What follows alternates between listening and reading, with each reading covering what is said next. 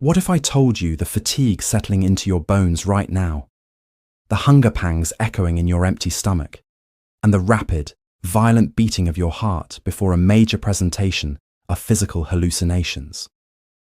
For centuries, human beings have operated under a strict mechanical view of biology.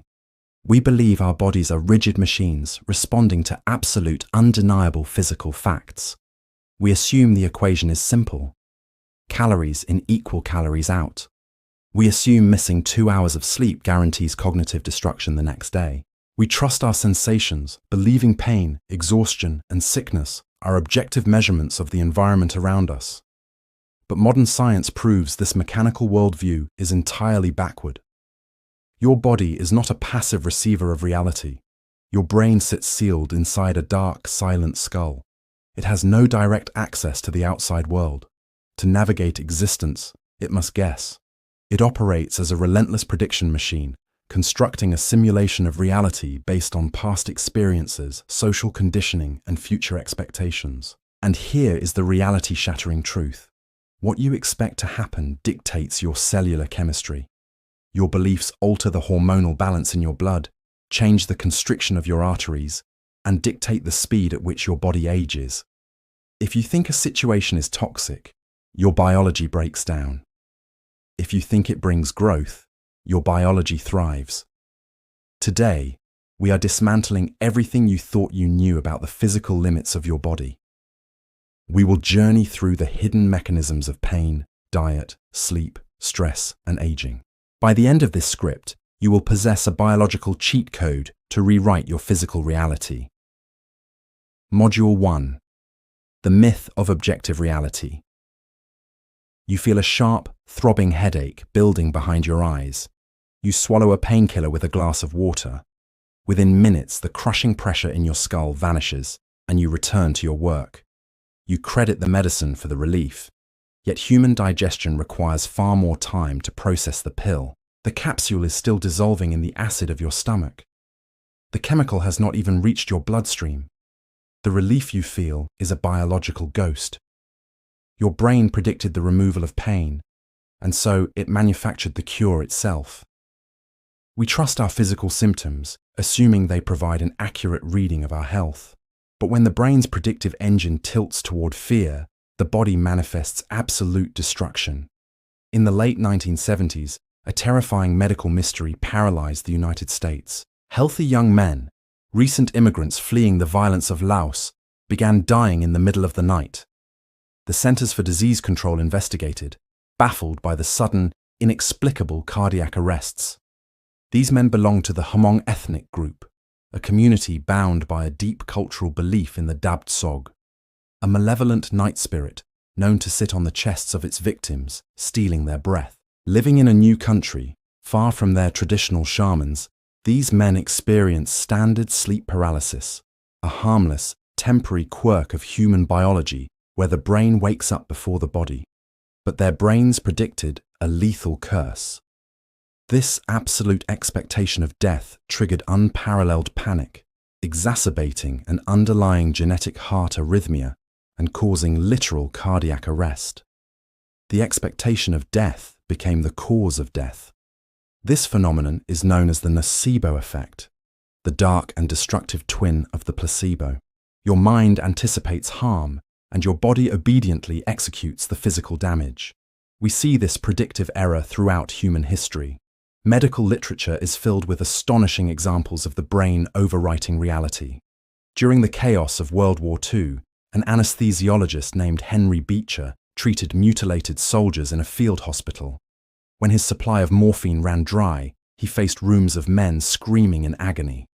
Desperate to maintain order, he injected them with a simple saline solution, telling the soldiers he was administering a potent, top-tier painkiller. The outcome defied pure mechanical biology.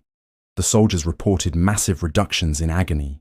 Their brains expected relief, and in response, the central nervous system flooded their bodies with endogenous opioids, authentic biochemical painkillers generated entirely from within the brain. The trauma was real, but the cure was a pure manifestation of belief.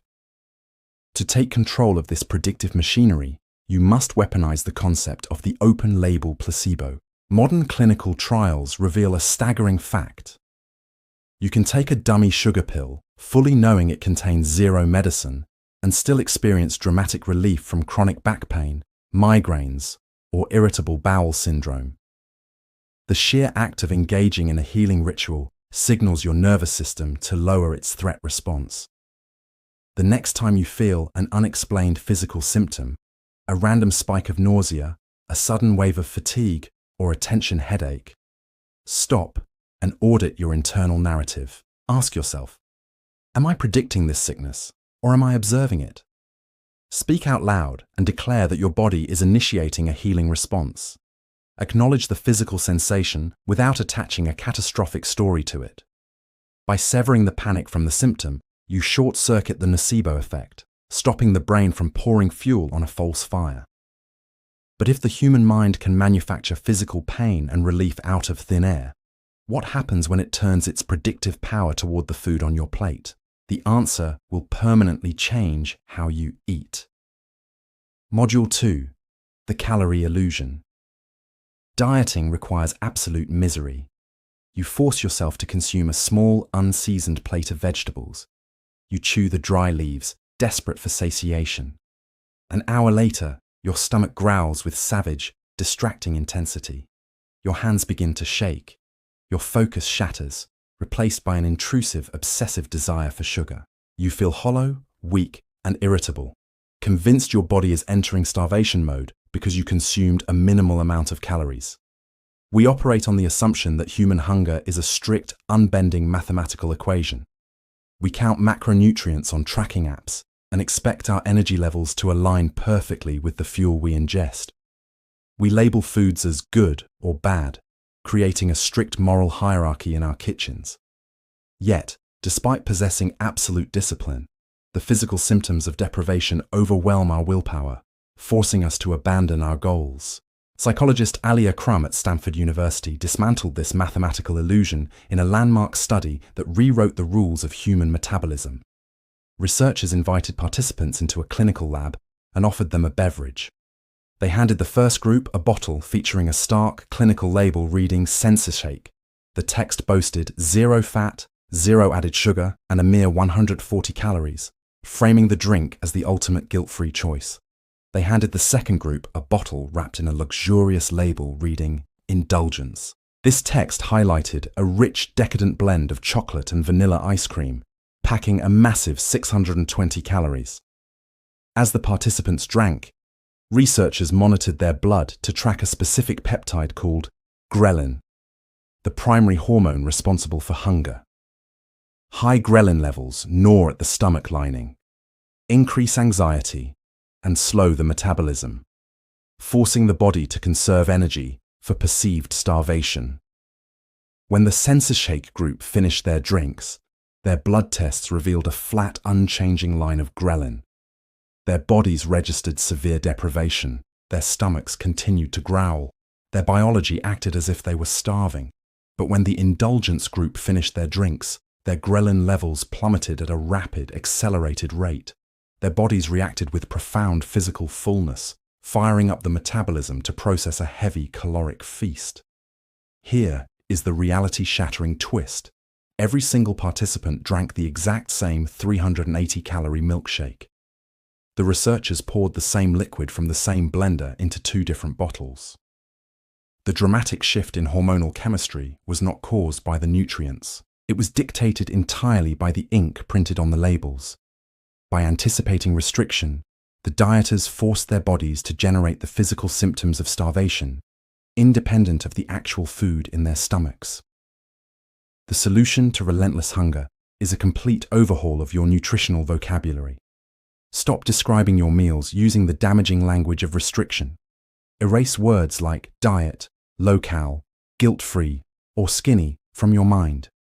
When you sit down to eat a plate of healthy, whole foods, focus all your attention on the sensory richness of the meal. Describe the food out loud or in your thoughts using words of abundance. Call the meal nourishing, hearty, decadent, or fuel-dense. Plate your food beautifully to enhance the visual expectation of a feast. By convincing your predictive brain that you are consuming a rich, abundant meal, you trigger the precise hormonal cascade required to crash your ghrelin levels. You will walk away from a simple plate of roasted vegetables feeling the exact physical satiation of a heavy steak dinner. Mastering the language of your diet grants you immense power, but there is a far more insidious expectation hijacking your energy levels every single morning, and it happens while you lie in the dark. Module 3. The Sleep Deception. You lie awake at 3 in the morning. The digital clock glows in the shadows of your bedroom. Your chest tightens as you calculate the shrinking window of rest.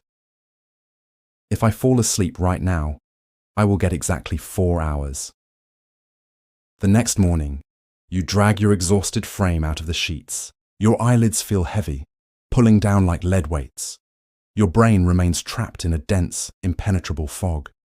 You stumble through your workday, fueled by caffeine and resentment, convinced your severe cognitive decline is the direct, unavoidable biological result of missing 2 hours of deep sleep. In the modern era, we strap smart devices to our wrists to grade our unconsciousness, internalizing a low sleep score as a biological death sentence. We suffer from orthosomnia, the obsessive pursuit of perfect sleep, which ironically destroys our ability to rest. At Colorado College, researchers Christina Draganic and Kristi Erdahl orchestrated a brilliant experiment exposing the grand illusion of sleep deprivation. They recruited 164 students and attached them to complex flashing biomonitors, claiming the machines possess the ability to measure their exact brainwave patterns from the previous night. They told one group of students the machine detected above-average REM sleep, hitting a restorative 28.7%. They told the second group they suffered a terrible night of below-average rest, securing a dismal 16.2% REM. The students then faced a grueling cognitive gauntlet called the Paced Auditory Serial Addition Test, a notoriously stressful exam demanding intense concentration, rapid processing speed, and immense working memory. The results shattered conventional sleep science. The students who were told they slept poorly performed abysmally on the tests. Their attention wavered, their memory faltered, and their processing speed tanked. They exhibited all the classic, undeniable physical symptoms of extreme exhaustion. Conversely, the students who believed they achieved high-quality REM sleep aced the exam, scoring near the optimal adult average, attacking the complex problems with sharp, sustained focus. The grand deception? The machine was a complete fake. The sleep data was entirely fabricated. The cognitive impairment was not caused by a lack of actual rest. It was a self-fulfilling nocebo effect born purely from the belief of a bad night's sleep. If you convince yourself you possess insomnia, your body manifests the exact neurological symptoms of insomnia. The anxiety about losing sleep inflicts far more damage on your daytime performance than the lost sleep itself. Reclaim your waking energy through the practice of sleep state reframing. If smartwatches and sleep trackers cause you morning anxiety, take them off immediately. When you wake up after a restless, fragmented night, refuse to vocalize your exhaustion. Stop repeating the phrase, "I am so tired." By speaking the fatigue, you command the brain to manifest it. Instead, reframe the night. Tell yourself, "My body rested horizontally in a dark, quiet room, and that physical stillness restored my muscles." Shift your focus away from the arbitrary metric of hours logged and concentrate entirely on the energy you currently possess. By removing the catastrophic narrative of a ruined night, you prevent the brain from deploying the physical fatigue it thinks you are supposed to feel. You can conquer the anxiety of a sleepless night, but what about the crushing weight of waking pressure? We are told that daily stress is a silent killer, yet the truth about your racing heart is far more complex. Module 4. The Stress Paradox. You face a critical deadline, a massive financial decision, or you step onto a stage for a major public presentation. Your palms drip with sweat. Your throat goes dry, making it difficult to swallow. Your pulse hammers violently against your ribcage. Modern society programs us to view this physical reaction as a toxic, dangerous event. We read endless articles warning us that stress causes sudden heart attacks, destroys the immune system, and accelerates the aging process. When the pressure mounts, we panic about the panic. We try to force our bodies to calm down, taking shallow, desperate breaths, only to feel the anxiety tighten its grip around our lungs. We believe our own nervous system is betraying us, acting as an internal enemy. Psychologists Aaliyah Crum and Jeremy Jameson examined this exact biological panic, searching for the true cause of stress-related damage. They monitored the cardiovascular systems of individuals facing intense, high-stakes pressure. They discovered that a person's physical response to stress depends entirely on their psychological mindset. When individuals view stress as a threat, a destructive force they must escape at all costs, their blood vessels physically constrict.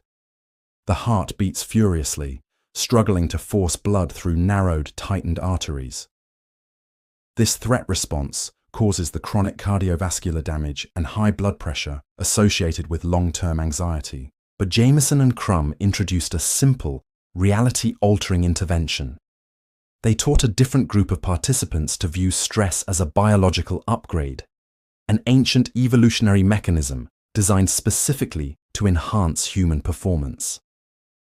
For this group, the physiological reality completely transformed. Their hearts still beat fast, pounding with the exact same intensity, but their blood vessels relaxed and dilated. The cardiovascular system pumped vast amounts of oxygen-rich blood directly to the brain and muscles, sharpening focus, accelerating reaction times, and increasing physical strength. The physical damage of stress is not caused by the external pressure. It is caused by your belief that the pressure is harmful. When you fear the racing heart, you choke the arteries. To harness this immense biological power, implement the challenge stress response. The next time you feel the intense physical symptoms of anxiety, the rapid breathing, the jittery hands, the pit in your stomach, do not try to calm down.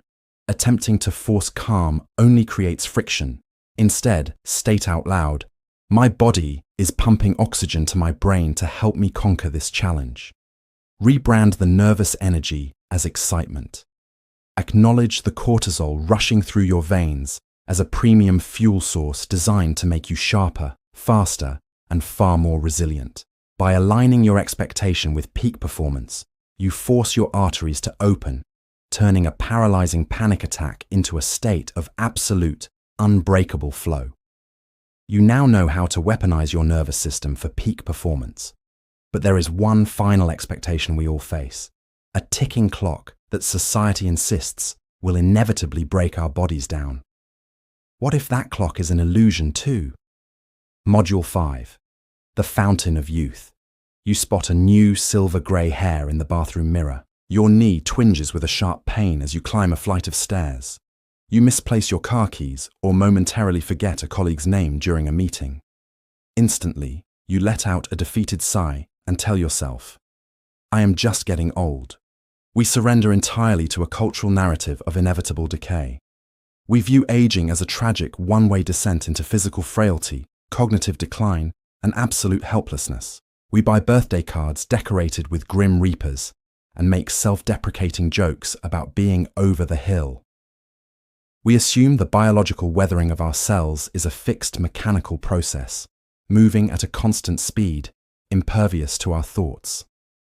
Dr. Becca Levy at the Yale School of Public Health shattered this grim assumption using massive data sets from the Ohio longitudinal study of aging and retirement.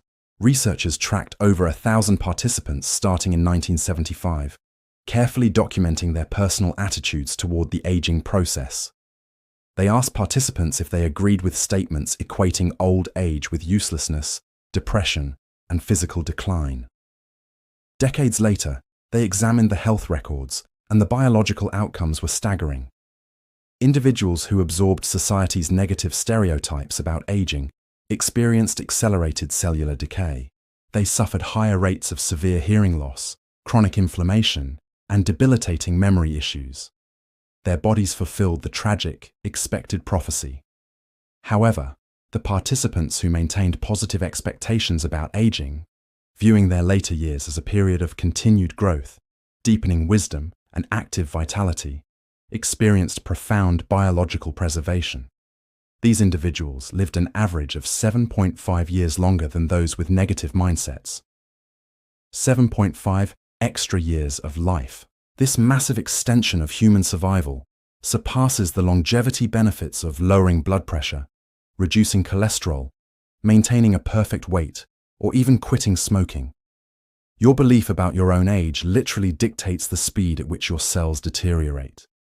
In places like Sardinia, a famous blue zone, centenarians are numerous and thriving because the culture reveres the elderly, integrating them into daily life. They expect to stay active, and their biology honors the expectation. To slow your biological clock and preserve your body, you must aggressively embrace aging as growth. Reject the cultural scripts of inevitable frailty. Whenever you experience a moment of physical limitation, counter it immediately by identifying a cognitive upgrade you have acquired over time.